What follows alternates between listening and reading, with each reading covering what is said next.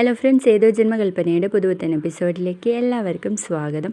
അങ്ങനെ നമ്മുടെ ശ്രുതിയും അശ്വനും കൂടി രക്ഷപ്പെട്ടു പോകുന്നത് ഒരു പൊളിഞ്ഞ കെട്ടിടത്തിൻ്റെ ഉള്ളിലേക്കാണ്. അവിടെ വെച്ച് നമ്മുടെ ശ്രുതിക്കാണെങ്കിൽ ബോധം പോവാണ്. അശ്വൻ എത്ര വിളിച്ചിട്ടും ശ്രുതി എണീക്കുന്നില്ല. ആ സമയത്ത് കുറച്ച് വെള്ളം എവിടുന്നെങ്കിൽ കിട്ടാൻ വേണ്ടി അശ്വൻ പുറത്തേക്ക് പോവുകയും ചെന്നുപെടുന്നത് വീണ്ടും ഗുണ്ടകളുടെ മുന്നിലേക്കാണ്. അതേസമയം നമ്മുടെ മനോരമയാണെങ്കിൽ ആദ്യം കൊണ്ടിരിക്കുകയാണ്.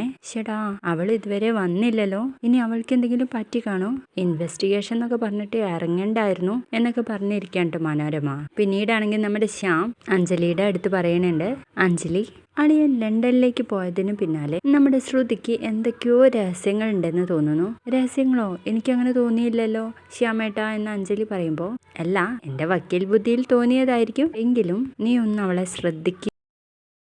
അതിനുശേഷം നമ്മുടെ ശ്രുതിക്കാണെങ്കിൽ ബോധം തെളിയാണ്. അപ്പോൾ അച്ഛനെ അവിടെ കാണാത്തതിൻ്റെ പേരിൽ നേരെ നമ്മുടെ സച്ചിയെ വിളിക്കാണ് കേട്ടോ ശ്രുതി. സച്ചിയേട്ടാ, അതെ, അശ്വൻ സാറ് ഒരു അപകടത്തിൽ പെട്ടിരിക്കുക എന്ന് പറയുമ്പോൾ നമ്മുടെ സച്ചി അപകടത്തിലോ എന്ന് ചോദിക്കുന്ന ഒരു അടിപൊളി പ്രൊമോ ആണ് കാണിച്ചിരുന്നത്.